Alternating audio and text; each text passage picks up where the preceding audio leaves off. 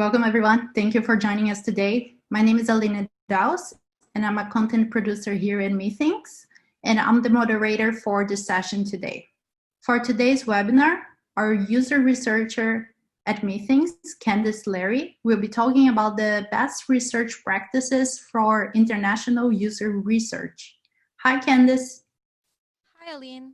So as Aline already mentioned, my name is Candise, and I'm a UX researcher here at Methinks. Methinks is a research company that is headquartered in both the US and Korea. Just to provide a little bit of background on myself, prior to Methinks, I conducted research at MIT, Harvard, Johns Hopkins, and the National Science Foundation, which is the largest funder of startups in the United States. Here's today's agenda, or what we'll cover today. First, I'll go over the terms internationalization, localization, and globalization. These are very important terms for user research in the international market, so that's what I'm going to cover first. Second, I'll talk about why you should conduct user research when entering a foreign market. I'll go over some things you need to consider before you get started. I'll go over some approaches and methods for international user research. We'll dive into some case studies that we've done here at Methinks. And finally, we'll break out into a question and answer session. If you have questions at any time throughout this presentation, please feel free to send them in the Zoom chat box, and they'll be answered at the end. 궁금한 점 있으시면 채트박스로 보내주세요. As you can see, I can actually read and understand Korean fluently, but I'm not so good at speaking it. So we do have some assistance today in case you need any translations. We have assistants to translate the questions, and I'll go ahead and answer them in English. Internationalization, localization, and globalization. Internationalization is the process of developing infrastructure in your product so that it can be adapted for different languages and regions without the need for engineering changes with each adaptation. It's basically making sure that your product is ready to support different languages, regional differences, and technical requirements. You can, of course, create a product in another region without internationalization, but that ultimately becomes more time-consuming if you do plan on expanding. So if you plan on releasing something to outside regions in the first place, you probably want to consider internationalization. Localization is using the infrastructure created during internationalization to adapt your product to a specific language and/or region. So if you created a product in Korea, but you want to offer it in the United States, you'd go through the process of localization. This means translating text, units of measurement, date format, and also making considerations with the power source, battery size, etc. Globalization is expanding one's business, technology, or products across the globe. It's basically like localization, but all across the globe. For the purpose of today's session, I will be using the term globalization because globalization embodies both internationalization and localization. So to make the most of today's time, I'll be focusing on the term globalization.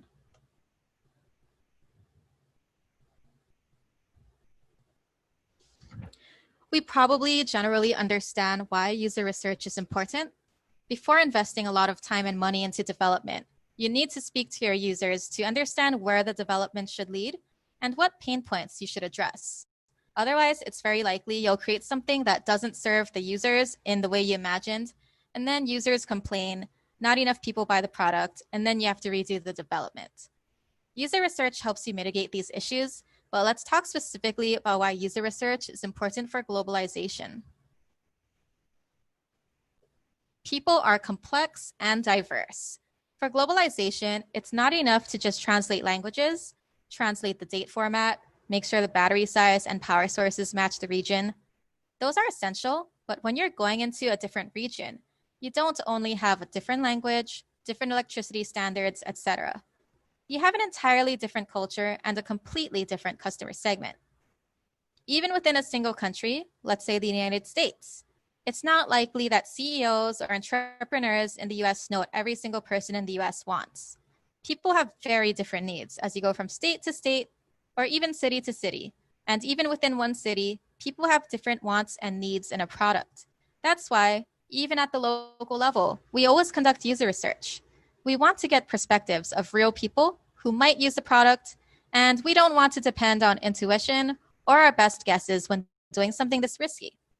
Now, if you're going into a totally different region, such as a different country, it's even more dangerous to make assumptions about what the users want. If an entrepreneur in the US doesn't know what everyone in the US wants, how would this entrepreneur know what everyone across the globe wants? So it's really important to conduct user research during globalization. Let's talk about the next 2 points. You need to make sure there is a need and demand in the targeted region, and you need to make sure not to fall behind competitors who understand the region more.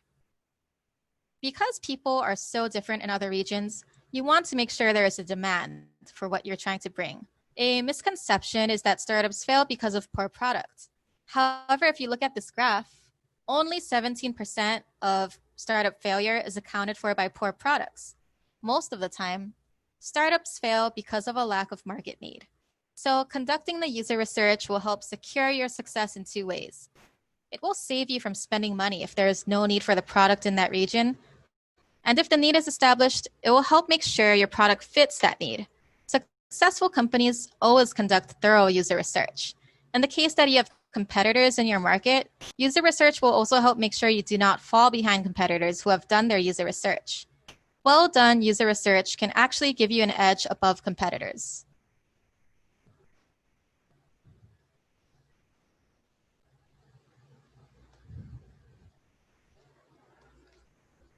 Before you get started, there are several things you need to consider. You need to consider regulatory compliance and culture. Any type of research that involves human subjects needs to be taken very seriously, and you want to make sure you follow the laws, you respect every human's rights, and you don't accidentally offend your research subjects because you did not understand the culture. Every region has different rules for human research, so just make sure to look them up before starting a research project. This list includes some things to consider, such as laws regarding human research, privacy, censorship. I won't go over all of these because this is not the focus of the presentation, but as a general quick rule, you should always receive consent from participants before conducting any user research. For example, you should try to tell your subjects what data will be collected. So if you're going to collect a video recording, voice recording, if you're going to collect their age, their location to consolidate into a report, you need to let your subjects know. A quick note about institutional review board. A lot of research activities with human subjects require IRB approval. When getting IRB approval in outside countries, keep in mind that you will need extra time for the IRB approval. It's especially important to understand culture because not understanding a region's culture can have severe consequences during qualitative data analysis. For example, humor, sarcasm, body language are all different across regions, and there are different norms. If you don't understand the culture, you can misunderstand what someone is trying to say during your analysis. Looking at the US again as an example, even within the US, there is a lot of variation. In some of the cities in the eastern states, such as Boston and Massachusetts, it's considered a positive trait to speak loudly, speak a lot, maybe even talk over others. If you speak too softly, people think you're too timid or you're a pushover. I grew up in Honolulu, Hawaii, and in many parts of Honolulu, speaking loudly is considered rude and disruptive, and the norm is to speak softly. So even in the US, there is a lot of variation, and there will certainly be variation in another country. You also don't want to accidentally offend your participants. For example, in the US, you call people by their first names, even upon meeting them, regardless of age. In Korea and Japan, it's rude to call someone you don't know well by first name and without honorifics, especially if the person is older. In the US, the only time you start with last name is if the person you're meeting is perhaps your doctor or your teacher. So to avoid seeming rude or offending participants, please do some background research on culture before starting your user research. Now let's go to the main part of today's presentation, approaches and methods for user research, and some case studies here at methinks. There are essentially 4 approaches to running international user research, and each has its strengths and weaknesses. You can visit the location and run usability tests. You can have a member of that region's branch run the test. So what that means is if you have a product and company in Korea, for example, but you have another office in the US, it's kind of similar to what we have at methinks, you can have your user research team in the US do the testing. This is mostly for larger companies because obviously if you have multiple branches across the globe, you're either a larger company or a more well-established or very international company. You can hire a consultant at the location. So if you have a product and company in Korea and you want to potentially localize your product in the US, you can hire an independent research team in the US. Lastly, we have remote research. So instead of conducting usability research face-to-face, you conduct the research remotely over the internet. This is very popular, especially during these times when face-to-face interactions are potentially dangerous due to COVID-19. So let's dive deeper into these approaches. The first approach we'll talk about is visiting a location. This is when you or some members of your team personally fly to the region that you want to expand in. This yields a high level of research integrity, looking at the positives. A high level of research integrity because you can meet people face-to-face, get a high quality of participants, moderate the usability test in person. As long as you have a good researcher conducting them, of course. But perhaps more importantly, you get to immerse yourself in the culture of the region that you are targeting, and you get to interact with people from the area. User research is all about understanding your users, and this type of experience is so valuable for increasing your understanding of your users. Unfortunately, there are some cons, there are some negatives. It can get very expensive and very time-consuming. User research is demanding, so you have to account for things like jet lag. You can't just arrive the night before and conduct your user experience research the next day. You should account for jet lag, arrive a few days early, make arrangements to get a hotel, rent your car, rent a usability testing facility, bring your testing materials. So this method is very expensive, but also very, very time consuming.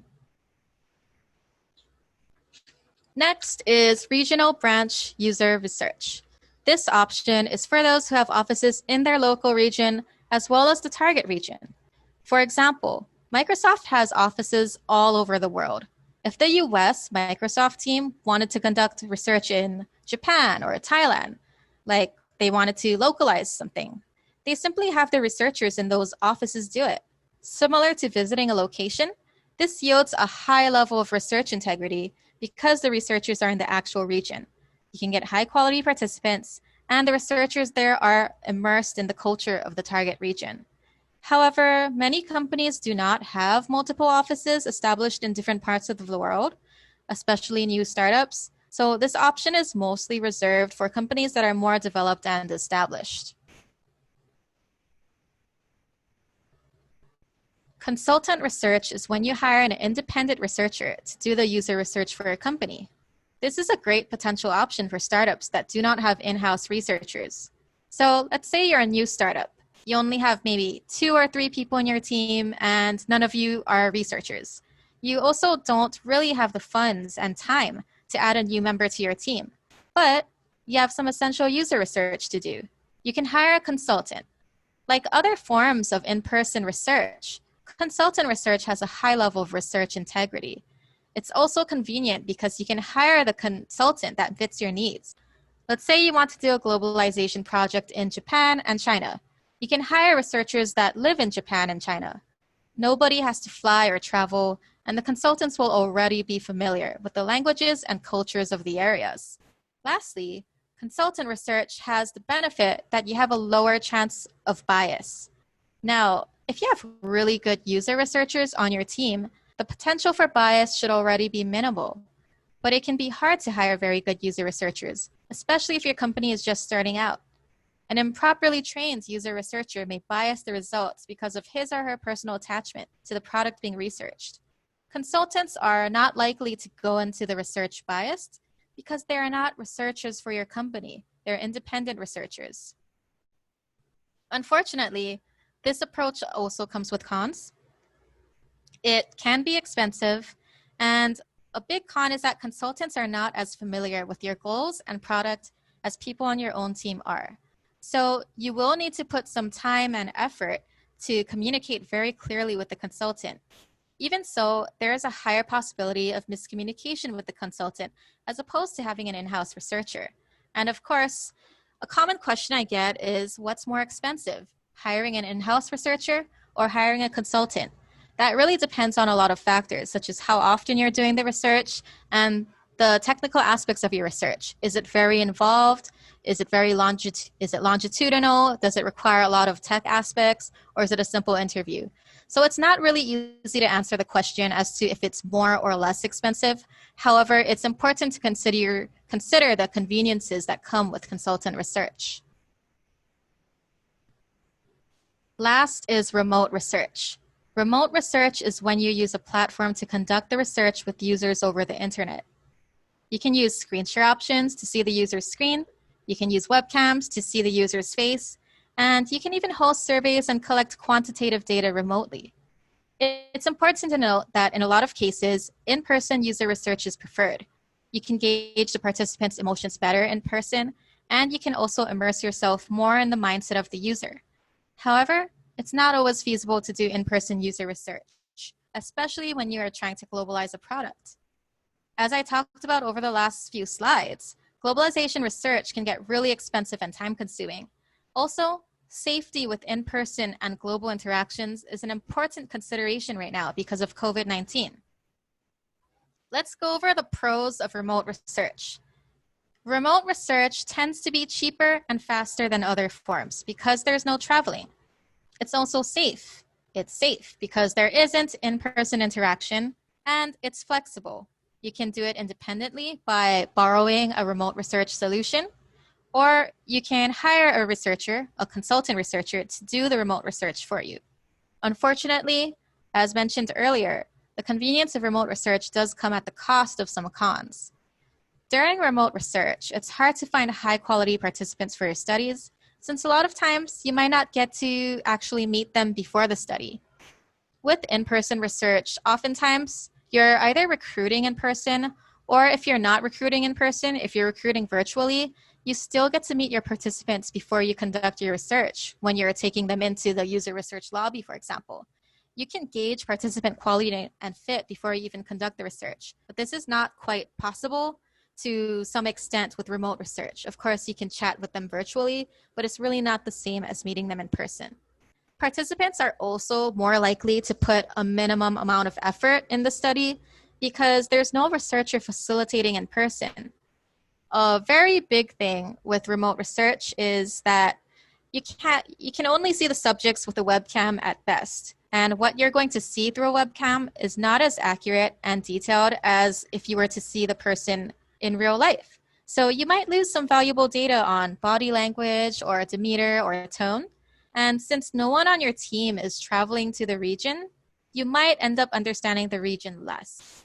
Lastly, there is a possibility of technical issues with remote research. The remote research platform, it might crash, the survey might glitch. These are unlikely, but still warrant consideration. Now that we've gone over the approaches, let's talk about your research essentials. There are some things you need to think about before planning your research activities. How quickly do you want to do this globalization research? How much are you willing to spend? Is your team qualified for this globalization research? Do you have trained user research professionals, and are they familiar with the culture and language of the region you are targeting? If your budget and timeline are really small, you might want to do remote research. You might also want to do remote research if you are targeting many regions, since traveling to a lot of different regions is very expensive and time-consuming. If you don't have a suitable researcher on your team, you may need to hire a consultant. But if you're really, really dedicated to expanding in a certain region and want the best data possible, you might want to actually travel and conduct the research in person. These are all things you have to consider before testing. I also really want to emphasize this point here. Make sure to get representative users. A very common trap that I've seen is researchers getting users who are convenient because they speak the researcher's language. For example, if you're trying to localize, let's say a US team is localizing in Italy and Spain. And because the US researchers speak English, they recruit participants in Italy and Spain who speak English. This is not actually going to be representative of all of the users in Spain and Italy because there is an inherent difference between people in Spain and Italy who speak English fluently and those who don't. So do your best to avoid this temptation to only get users who speak your language. Now, let's talk about some common user research approaches. First are the simple approaches. We have interviews. So interviews are just speaking one-on-one with a user or user study participant. This could be after showing them your product or showing them some concept images and kind of getting feedback, hearing what they have to say. Focus groups are typically with about 5 to 8 participants. 5 to 8 is the ideal number. That's when you have a loosely guided discussion after, similar to an interview. They have seen your product, interacted with your product, or at least seen concept documents, and they talk amongst themselves largely on what they think. This yields very colorful and very interesting data because the data you get when participants speak to one another is different from the data you get when you are speaking one-on-one. System usability scale. So the system usability scale is a very common and very simple scale, but it's very reliable and it's very valid. It is these 10 questions here. I think that I would like to use the system frequently. I found the system unnecessarily complex. I thought the system was easy to use, etc. And participants will choose one of 5 responses ranging from strongly disagree. Typically, it will say disagree, neutral, agree, strongly agree.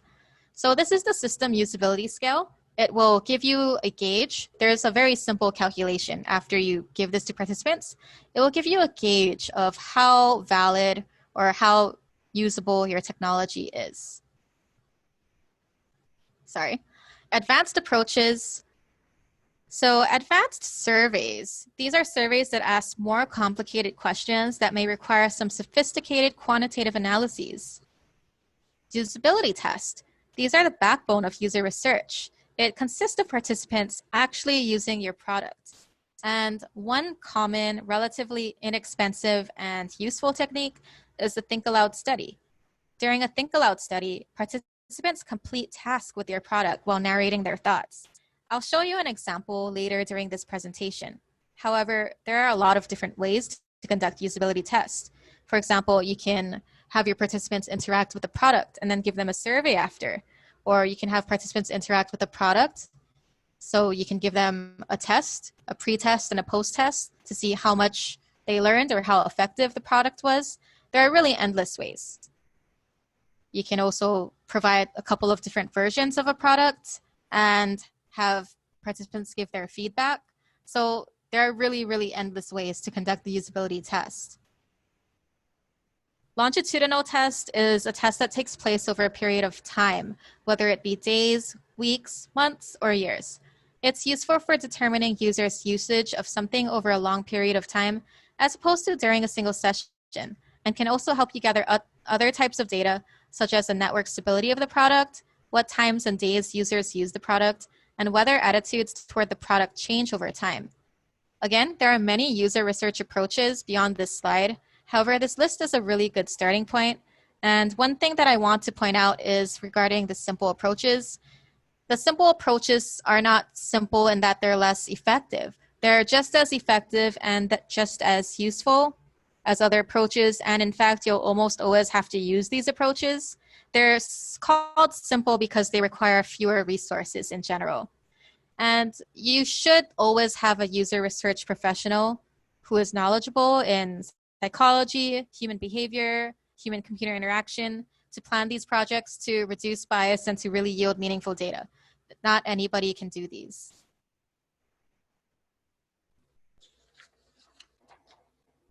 There are several valuable, tangible outcomes to user research, as well as deliverables that help augment product development. One such deliverable that can come from user research is the persona. A persona is a fictional user whose characters are informed by qualitative research. A persona helps teams and companies empathize more with the users. If you want to create a persona, you should ideally create a persona for each target region, for the reasons I described earlier regarding the differences across regions. You may also need to create multiple personas per region, depending on how many different types of users you have. So let's learn how to create a persona. As with any qualitative research project, first you need to identify the target.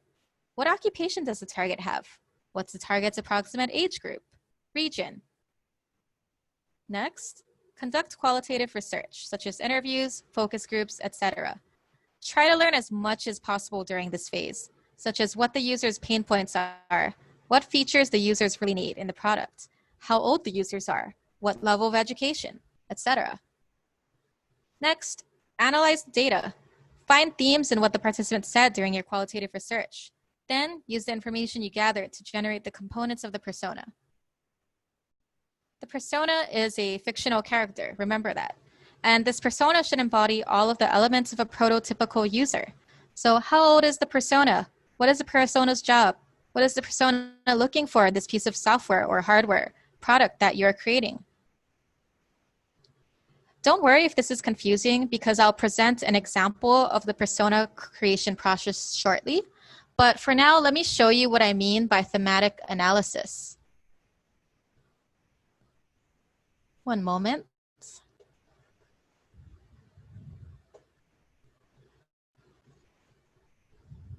Okay, so let's pretend I interviewed 3 people and I asked them, what challenges do you experience while cooking for your kids? Because I wanted to create an app dedicated to parents who are cooking for their kids. Participant 1 said, recipes I find online are too complicated. It's hard to make healthy food that kids like. I don't have time. Home is noisy, distracting. Participant 2, recipes require too many different ingredients. Recipes are not healthy enough. Kids are picky. Cutting, prepping ingredients takes too much time. Participant 3 said, I don't know how to make things healthy and delicious. Recipe requires too many ingredients. Kids need my attention while I'm cooking, or no time.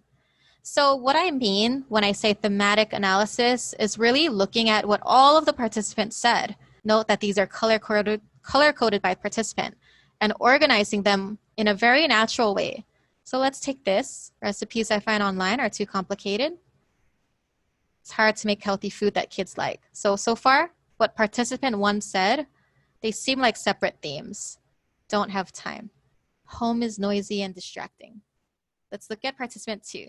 Recipes require too many different ingredients. I think that that's related to this. Recipes I find online are too complicated. These both have to do with the theme recipe difficulty.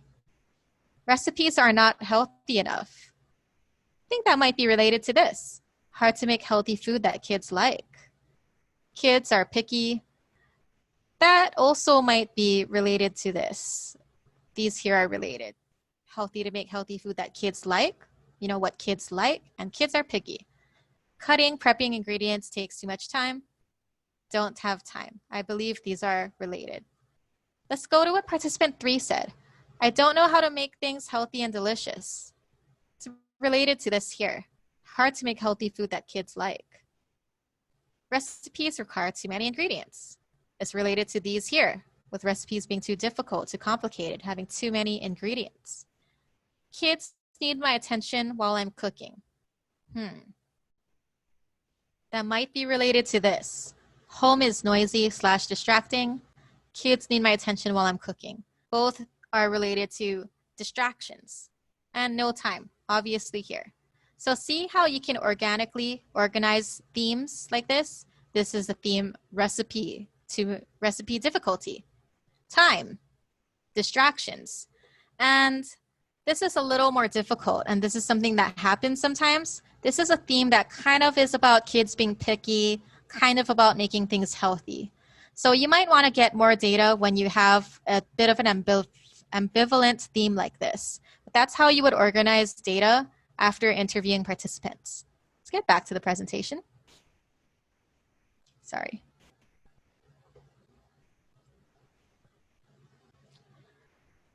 Another thing that's good to do during globalization research is mapping out the user journey to create a journey map.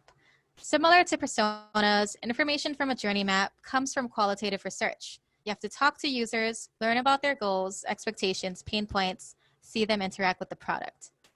Now, to create a journey map, you first have to consider the scope of the journey map. Is it going to be a high-level map of the user's overall interactions with the product? So from start to finish, signing up to learning how to use the product all the way to completing a task on the product? Or do you want to map just a very specific interaction with the product? For example, creating a journey map only on signing up. The scope is the first thing to consider. Now we have to add the user's information. What is the scenario of this user journey? Here, what's the photo of your persona? What are the user's expectations? The hardest part is adding touch points. Touch points are these things here. The touch points are parts where the user interacts with your product, and in a lot of journey maps, the touch points are also placed higher or lower on the map, depending on how satisfied the user is with the product. So here at touch point 5, the user is very happy with the product at whatever step this is. Touch point 6, the user is not happy with the product. The last steps here are optional. In some journey maps, you'll see some summarized insights every 2 or 3 touch points. And again, don't worry if this is confusing because I'll show you an example of a journey map in a few slides. To better explain the approaches, let's go straight into an example. Imageable is one of the many Born to Global startups that we partnered with. Imageable is a collaborative platform for content creators that is in the process of expanding beyond Korea and into the US. To summarize the goals of their user research, the team at Imageable wanted to learn what users in the US think of the technology and distill the user journey. So this is a very great case study because they had a pretty clear plan of what they wanted to do, as well as a well-developed product that they still wanted to improve for the US market. Imageable partnered with us, methinks, as remote consultant researchers. To accomplish Imageable's goals, we recruited US content creators and ran 2 separate studies. Study 1 consisted of a 5-day longitudinal test with daily task, system usability scale, and a focus group at the end of the longitudinal test.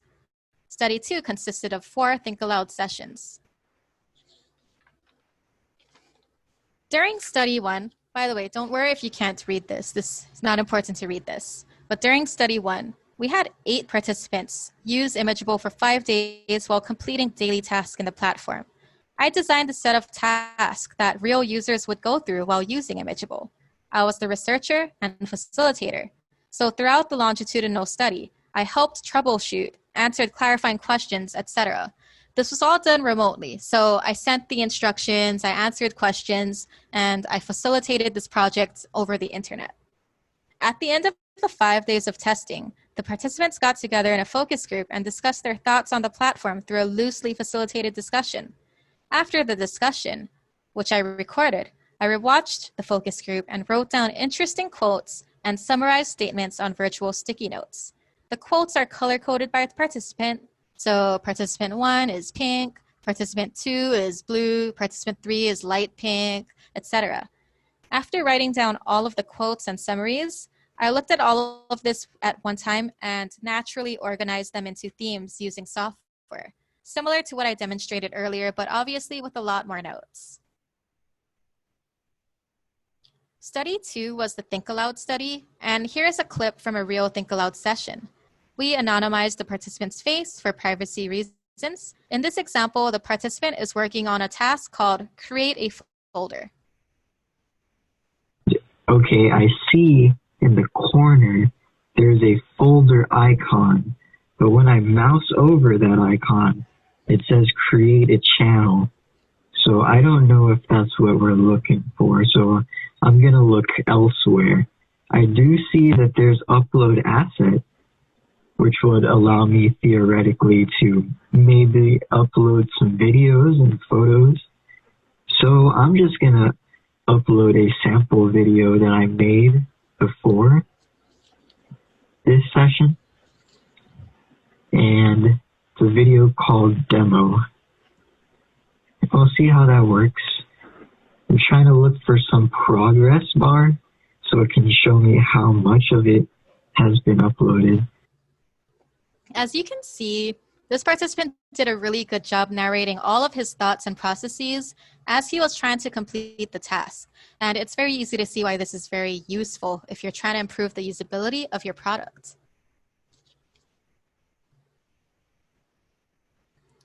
As a result of the research we conducted, we were able to learn a lot about the US market.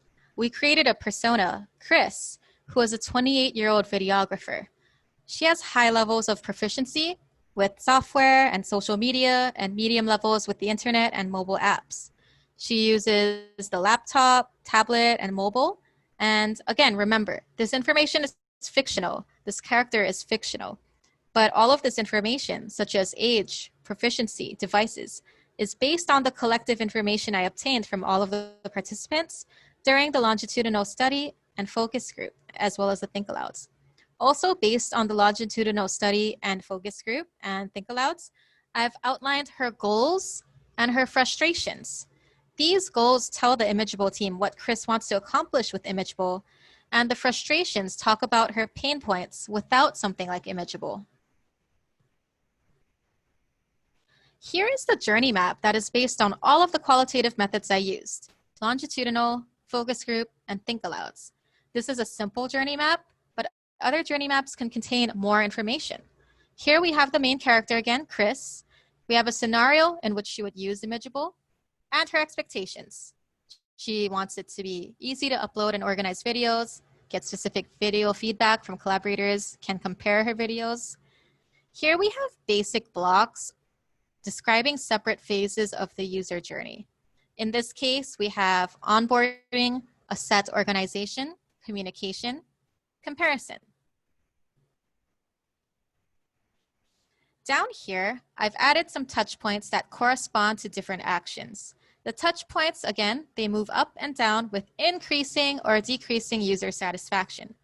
So, touch point 1, view Imageable's front page. User satisfaction is pretty neutral. Touch point 2, create an account. Touch point 3, create a workspace. You see her user satisfaction going up. However, it goes down a little bit here.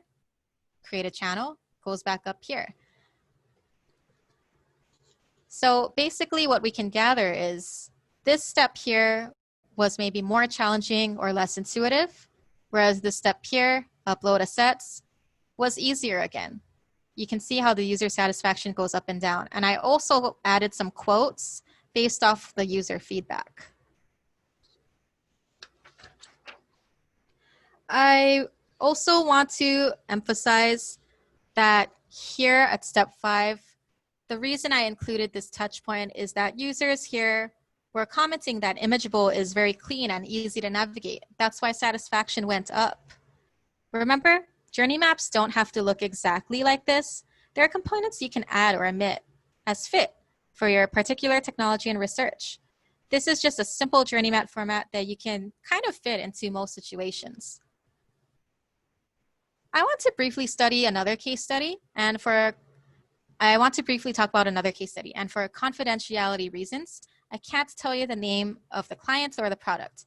However, the study is a good example that shows differing results from different regions, which is a main driver, really, for conducting globalization research. For this client, we conducted research on their product in both the US and Korea around the same time and asked the same questions. One question that participants were asked is, would you use this product? You can see here that a larger proportion of participants in the US responded with yes, and a smaller proportion answered no, Anio. So you can kind of see an interesting insight that warrants further investigation. This product might do better in the US than in Korea. Let's go ahead and summarize what we talked about today. Globalization is the process of expanding one's business or technology across the globe. There are many reasons to conduct user research during globalization. It keeps you competitive, and it helps to make sure the product demand exists in the region. You need to make many considerations before starting user research, such as understanding the region's laws regarding human research and understanding culture so you don't accidentally upset your test subjects. There are many approaches for internationalization user research. Simple ones are interviews, which is talking to users, focus groups, so having a group of potential users talk together, the SUS or system usability scale, which is a nice and easy 10-question survey. And there are the advanced methods, advanced surveys, usability tests where participants actually interact with the product, such as with the think alouds, and longitudinal tests. Longitudinal tests are usability tests that occur over a period of time, whether they be days, weeks, months, or even years. This concludes today's presentations, and here are some good references that I used for this presentation. This is a very good textbook for starters in user research.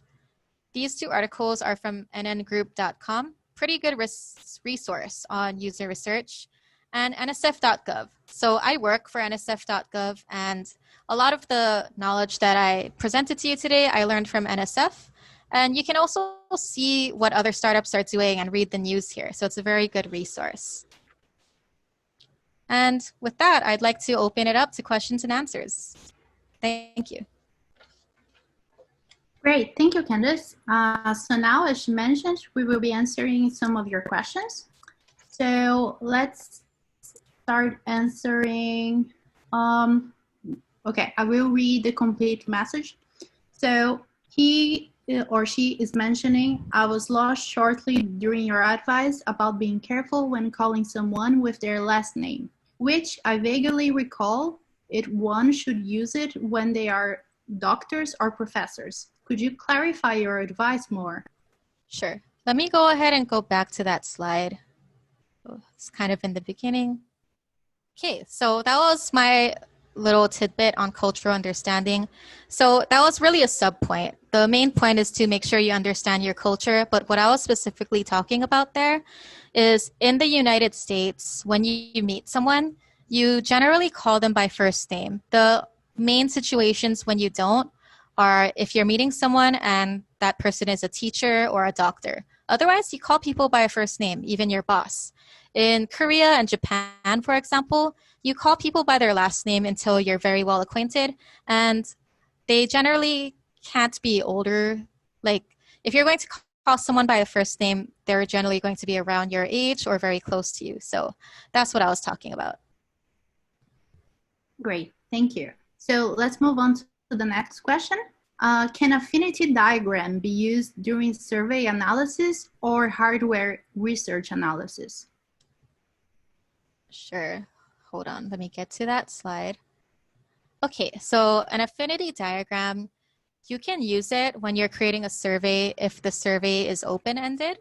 It's better to create an affinity diagram when you're interviewing or having focus groups though.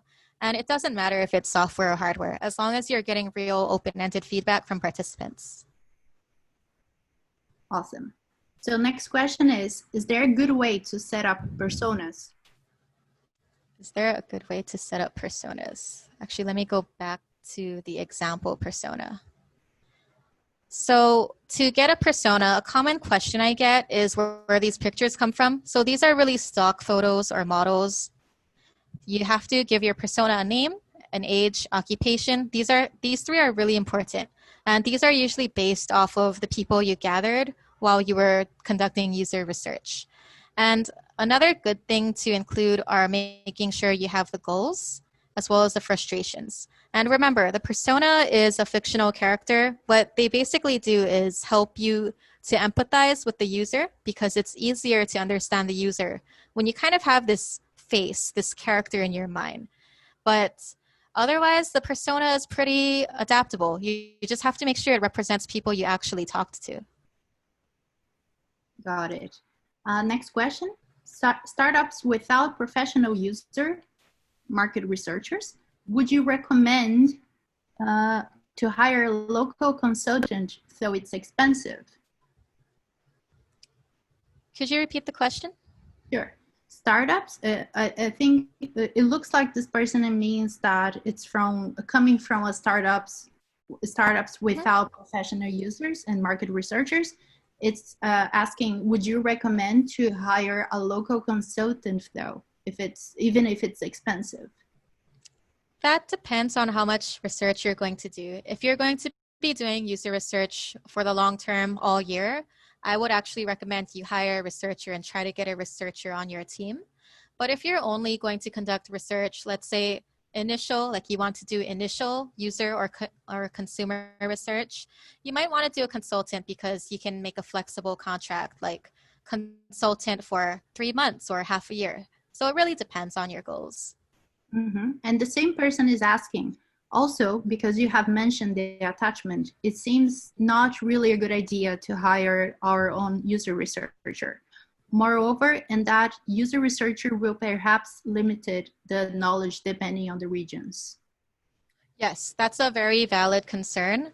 So my recommendation is to make sure you have a very knowledgeable and experienced, very knowledgeable user researcher. And one thing I really recommend is when you're hiring user researchers to use some kind of assessment. For example, I know this is difficult if you're not coming from a research background, but asking them, what kind of participant information should you include in reports? See how they treat ethics, or what is your approach to user research? Really test potential candidates before you hire someone, because a very good user researcher should not bias your data.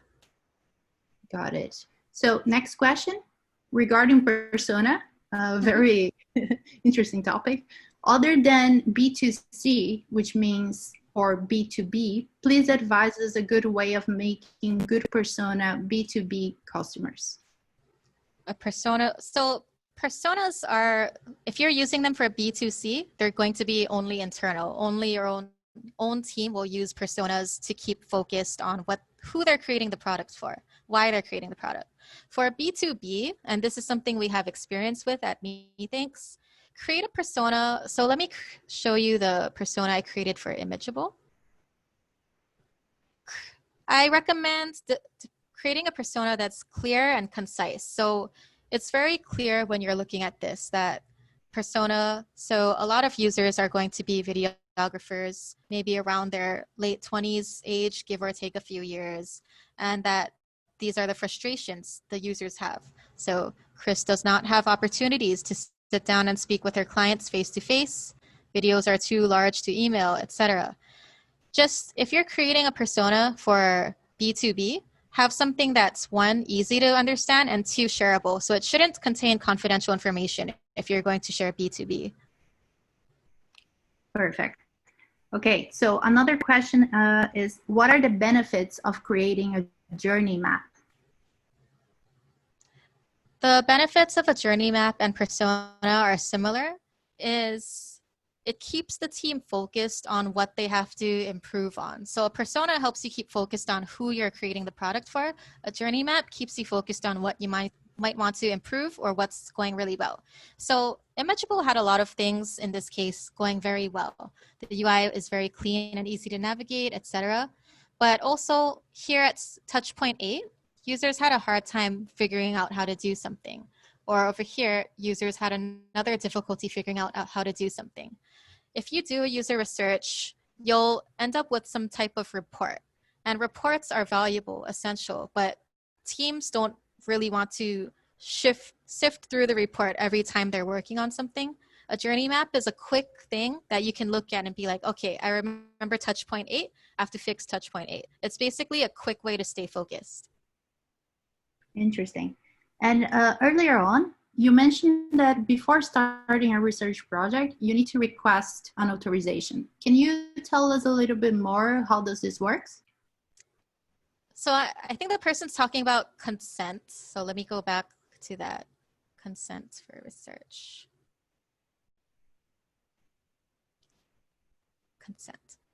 So when you're conducting user research, of course, you're talking to human subjects. Inevitably, you'll probably learn the subject's name, maybe the person's age, where the person is living.